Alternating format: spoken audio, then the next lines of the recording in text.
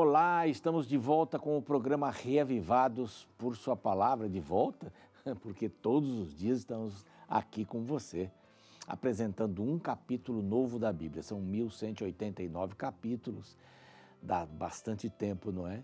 Mas enriquece o coração. E passa rapidinho, já estamos no livro de Marcos, no Evangelho segundo Marcos, que foi meu predileto por muitos anos. Eu gosto muito de Marcos. Ele é rápido, ele tem intenção de contar a história logo, ele não quer perder nenhum lance, coisas importantes. É uma criança contando a história. Ele coloca Jesus aqui, depois Jesus foi para lá, Jesus foi para cá. É impressionante a agilidade, a proclamação de Marcos. Ele quer apresentar, olha, esse Deus, ele é homem, ele está com a gente aqui, ele vive conosco, ele encarnou, está aqui conosco. E é bonito, nós vamos aprender bastante com o Evangelho segundo Marcos daqui a pouquinho. Mas antes eu quero falar sobre e agradecer os anjos da esperança. São pessoas boníssimas que Deus colocou no coração de participarem da missão que a Rede Novo Tempo recebeu de Deus, de pregar o Evangelho em português e espanhol para todo mundo. É lindo o trabalho que eles fazem, apoiando com suas doações a Rede Novo Tempo. Rádio, TV, mídias sociais, cursos bíblicos, tudo isso e muito mais, coisas que vão surgindo, coisas novas. Daqui a pouco vocês vão receber notícias de uma coisa muito boa e nova, tecnologia para o serviço da pregação do Evangelho. Nós queremos agradecer e convidar você, que ainda não é Anjo da Esperança, para que faça parte desse time. É muito simples. Mande uma mensagem aqui. Como é que eu faço para me tornar um Anjo da Esperança? Esse WhatsApp aqui é o canal para que você possa entrar em contato conosco sobre este assunto, tá bem? E os Anjos da Esperança nos apoiam tanto e nos ajudam a prepararmos estes materiais. A revista Esperança Novo Tempo, com vários títulos, vários temas, não é? Um guia para o estudo da Bíblia. Este daqui, Mente Feliz, que realmente está proporcionando uma bênção na vida de muitas pessoas. Fala sobre ansiedade, fala sobre o perdão cura o coração, é uma coisa maravilhosa. O controle emocional, são vários temas, 8 temas. Você preenche aqui as perguntas, que tem sempre um texto bíblico, lê o comentário. No final tem aqui um questionário, você preenche e envia pelo correio ou pela internet, conforme está aqui orientado, e recebe um certificado, tá bem? Nós estamos também no Deezer, no Spotify, desde Gênesis 1 até o capítulo de hoje, que é o primeiro capítulo do Evangelho segundo Marcos, e no NT Play. Ali você encontra, além dos conteúdos da TV, outros conteúdos. Nós vamos para um rápido intervalo, na volta então, o primeiro capítulo de Marcos. Não saia daí, a gente volta já já.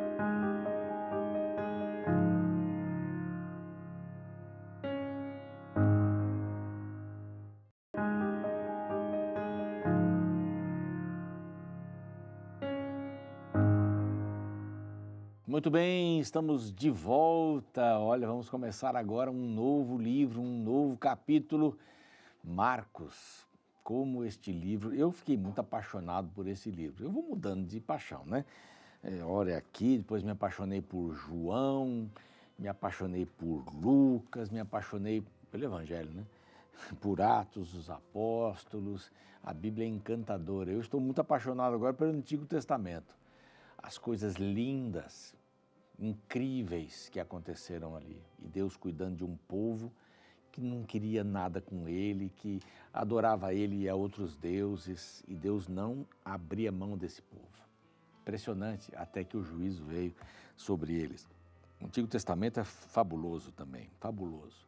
Mas esse livro foi minha paixão aqui durante muito tempo mesmo, talvez a maior parte da minha vida. Marcos é o Evangelho da proclamação, ele proclama, ele conta.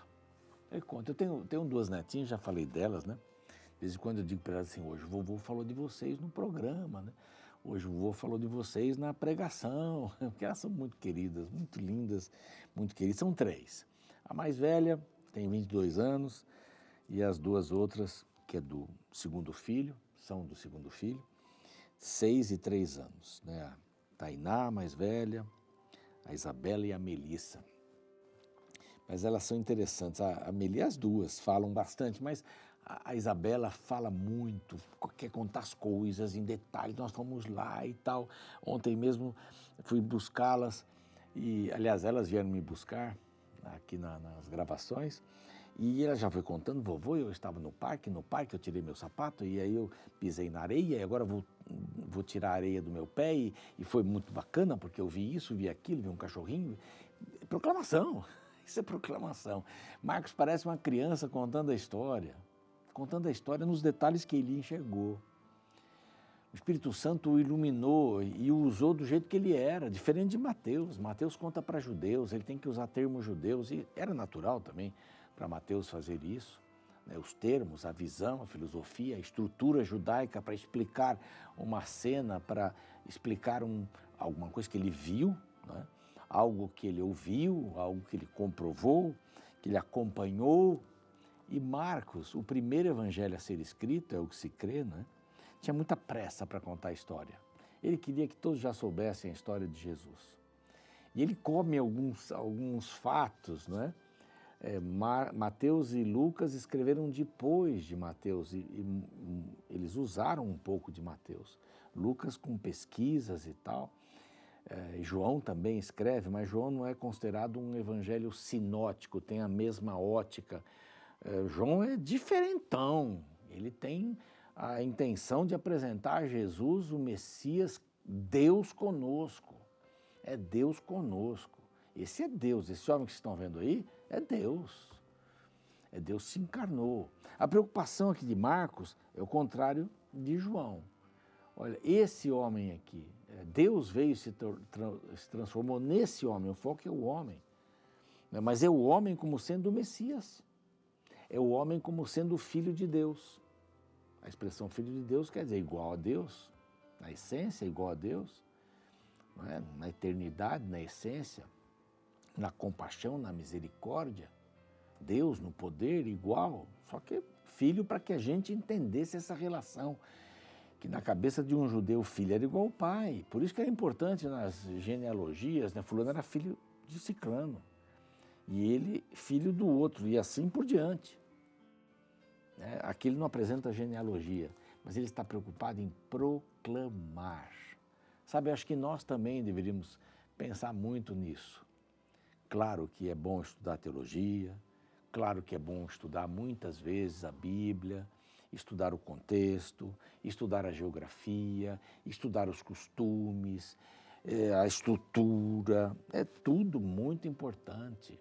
Tudo muito importante, mas a gente não pode esquecer que o mais importante não é ficar, o essencial não é ficar estudando o tempo inteiro, não é ficar se preparando, não é ir lá, é proclamar. Esse é o mais importante. Nós vamos ver histórias incríveis aqui. História de um endemoniado que foi curado por Jesus numa terra pagã, podemos dizer assim. É uma terra maldita para os judeus, que sabia muito pouco sobre Jesus. Muito pouco. Sabia que Jesus tinha ido lá, passou pelo cemitério e mandou aqueles demônios saírem do corpo do rapaz. Era a única coisa que ele sabia. E ele pregou esta única coisa. Então, Marcos vai dando dicas para a gente. Eu não preciso ter um conhecimento extraordinário para começar a proclamar. Eu proclamo a minha experiência, o testemunho é pessoal. O testemunho pessoal. E isso é forte. Proclamar a minha relação com Cristo. As pessoas querem saber se o Evangelho funciona na sua vida.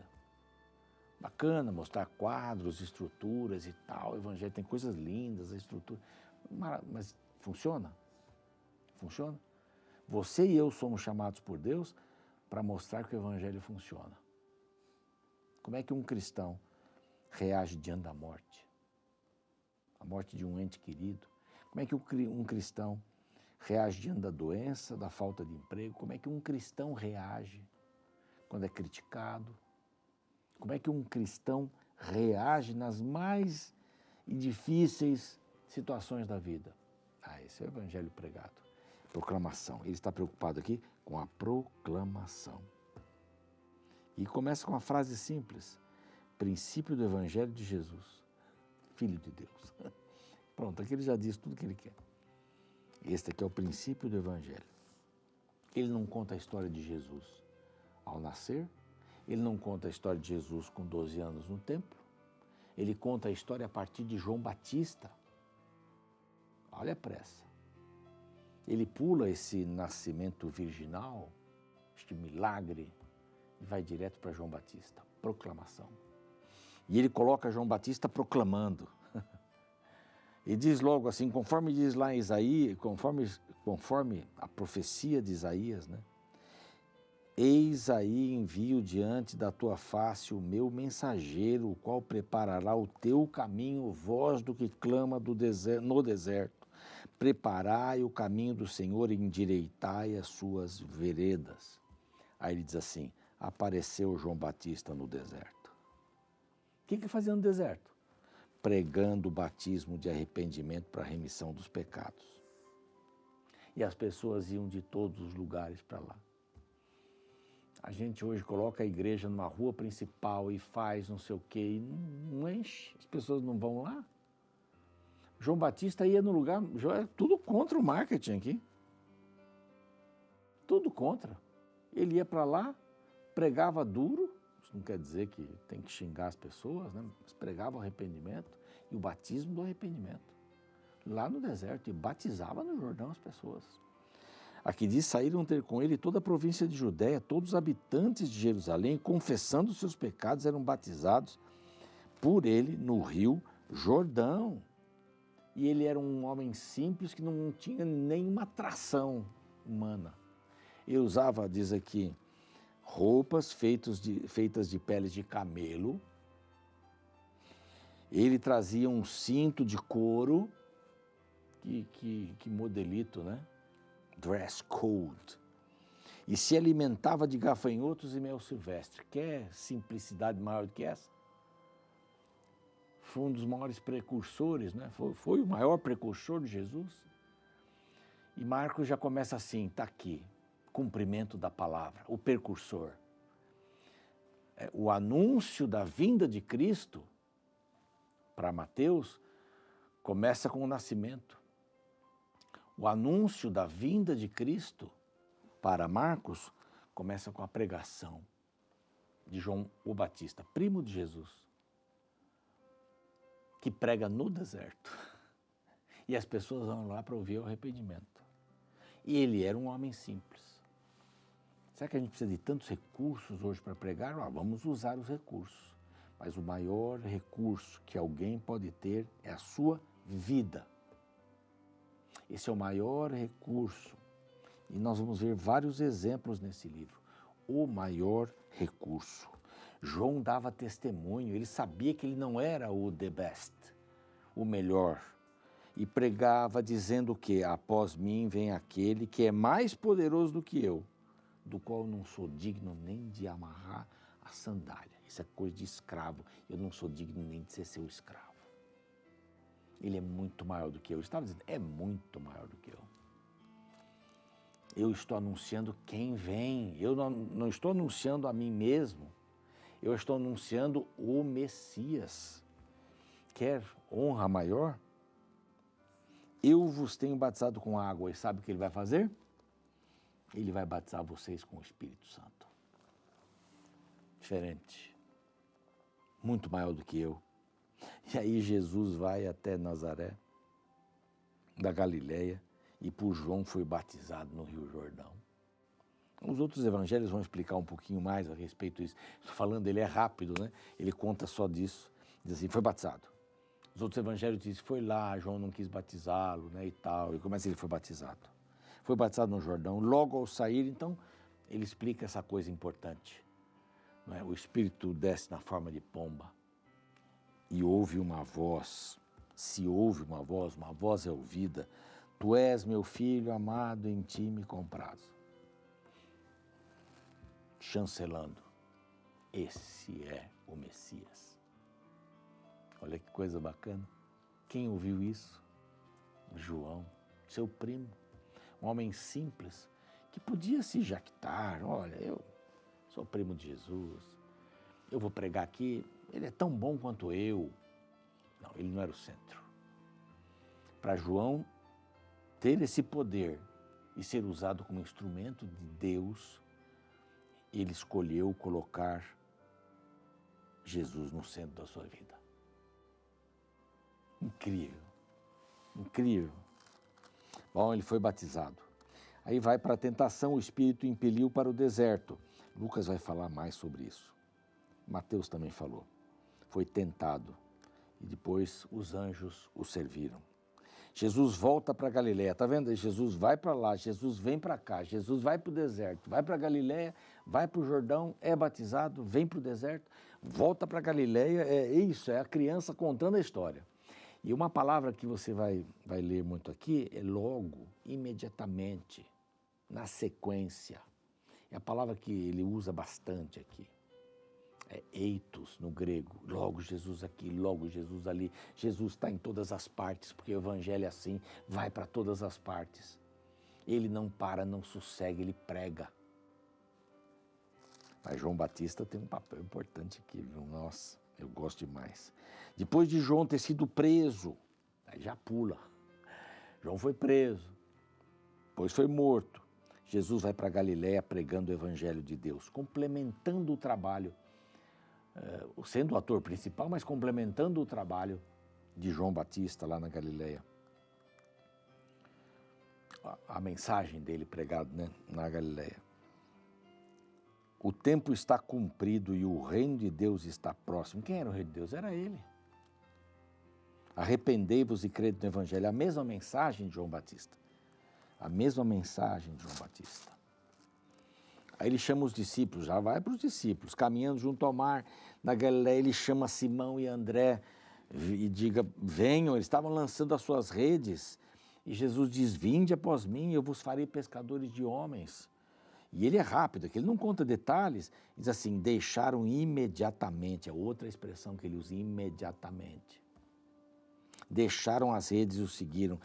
Jesus faz o mesmo com Tiago, filho de Zebedeu, João, seu irmão, não é? E diz assim, venham, e eles deixaram eles no barco a seu pai Zebedeu com os empregados e seguiram a Jesus. E logo, imediatamente, em seguida, são expressões que a gente vai ouvir. Pronto, Jesus já tem um pequeno núcleo, aí ele já passa para uma cura, ele já passa para a compaixão desse servo de Deus, desse servo sofredor, do Messias, e ele passa já e diz assim, olha, passaram por Cafarnaum, encontraram um endemoniado, era dia de sábado, estavam na sinagoga, Jesus tirou o demônio dele, disse, cala-te, sai desse homem. Era um homem possesso, todos se admiravam e perguntavam, que vem a ser isso, uma nova doutrina? Com autoridade ele ordena os espíritos imundos e eles obedecem? Então correu, ele vai rápido aqui, correu a fama de Jesus em todas as direções, em todas as circunvizinhanças da Galileia. Vai rápido tudo, ele cura a sogra de Pedro, estava com febre, Jesus vai lá e cura a sogra de Pedro, é rápido, compaixão, comando, sai dele, cala-te, diabo, sai desse camarada, compaixão. Jesus tem muitas outras curas, toda a cidade estava reunida à porta. Ele curava os enfermos, os endemoniados, ele curou muitos doentes, expeliu demônios, porque sabiam quem ele era. Ele falava e os demônios iam embora. Jesus se retira para orar, porque ninguém trabalha para Deus sem abastecer o seu coração. Ele orou e muitos o buscavam no deserto. Muitos, tendo encontrado, disse, todos te buscam, Senhor. Vamos a outros lugares, outras povoações. Ele foi para toda a Galileia. A cura do leproso, o leproso aparece. E ele disse, se o senhor quer, o senhor pode me curar. E o que Jesus falou? aqui ele dá duas expressões fortes: profundamente compadecido, estendeu a mão, tocou no leproso e disse: quero, seja limpo. Olha o Messias que ele apresenta: compaixão pelo sofrimento do leproso que era rejeitado pela comunidade. E ele ficou limpo. Só que Jesus disse para ele assim: olha, não conta para ninguém isso. Não conta para ninguém, vai lá se mostra ao sacerdote. Mas ele não aguentou, contou para os outros. E aqui diz, a ponto de não mais poder Jesus entrar publicamente em qualquer cidade, verso 45. Mas permanecia fora, em lugares ermos, e de toda parte vinham ter com ele. Ele apresenta e proclama o Messias que chega. Ele chegou, gente. A Bíblia diz, no Antigo Testamento, que haveria um precursor, digo melhor, João Batista, e fala de João Batista, dá as credenciais dele. Jesus é batizado, ele passa pela tentação e sai para pregar na Galileia, e vai pregando. Esse é o Evangelho. Esse é o Evangelho. A função do Messias é ter compaixão do povo. E essa criança, entre aspas, Marcos, conta essa história para a gente. E até o capítulo 8 ele vai dizer que Jesus é o Messias, e vai dizer isso. Maravilha, né? Que esse Messias viva em nosso coração, que enxerguemos essa compaixão do Senhor em relação a nós.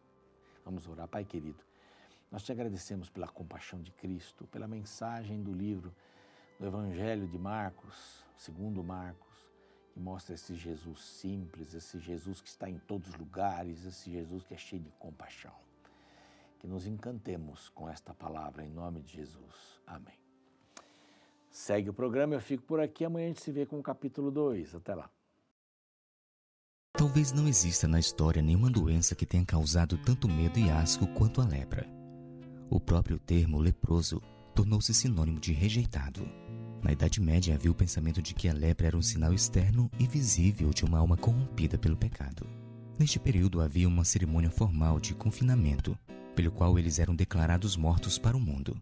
Isso se desenvolveu nos séculos XII e XIII. O leproso era conduzido pelo padre para a igreja, era aspergido com água benta e se confessava. Ajoelhava-se sobre um pano negro apoiado numa armação, enquanto o padre rezava a missa. Em seguida, o padre espalhava 3 pás cheias de terra aos seus pés ou sobre sua cabeça, declarando: sede morto para o mundo, mas vivo novamente diante de Deus. A seguir, o leproso era conduzido para os campos e o padre concluía com um conjunto de proibições. A exclusão formal da sociedade privava o leproso de seus direitos civis. Ele se tornava uma não-pessoa, impossibilitado de comprar ou herdar propriedade e de defender suas demandas em tribunal e etc. Na época de Jesus, o leproso também vivia às margens da sociedade. Desde o momento em que era constatada a lepra, o indivíduo era privado do convívio das outras pessoas e ficava em um lugar isolado. O Novo Testamento nos mostra a situação dos leprosos, a sua vida em cavernas afastadas das pessoas. Se porventura um deles tivesse de andar ao encontro das pessoas, teriam que tocar um sino para se auto-anunciar e determinar a distância. Isto queria dizer que estava passando um imundo, um contaminado pela lepra. A situação do leproso era humilhante, visto que a lepra era considerada no judaísmo um estado de grande impureza. Sua situação não tinha solução. O leproso era exemplo máximo de exclusão social. Ninguém nem mesmo lhe tocava ou lhe dava atenção. Porém, Jesus quebrou os tabus de sua época. No primeiro capítulo de Marcos, encontramos um grande milagre que ele realizou ao encontrar um leproso. A partir do verso 40, lemos: um leproso se aproximou de Jesus e lhe pediu de joelhos: se o Senhor quiser, pode me purificar. E Jesus, profundamente compadecido, estendeu a mão, tocou nele e disse: quero sim, fique limpo. No mesmo instante, a lepra desapareceu dele e ele ficou limpo. Perceba que o leproso emergiu da multidão e foi até Jesus para solicitar sua cura. Jesus, numa atitude inusitada, que deixou estarrecidos todos os chefes do templo e lideranças judaicas, tocou no leproso para realizar a cura. Esta atitude de Jesus contrariava ao sistema do puro e impuro do judaísmo. Ao tocar em um leproso ou em um defunto, a pessoa se tornava impura. Jesus passa a ser mal visto pelas autoridades. Seu toque foi enigmático. No ato de tocar, Jesus foi considerado impuro pelos homens para poder purificar o leproso. A cura da lepra realizada por Jesus demonstra seu poder divino, mas também tem um caráter da libertação da exclusão social causado pelo sistema religioso do templo. E este mesmo toque poderoso pode alcançar sua vida hoje. Eu preciso de ti. Eu preciso de ti. Não dá pra viver sem tua presença.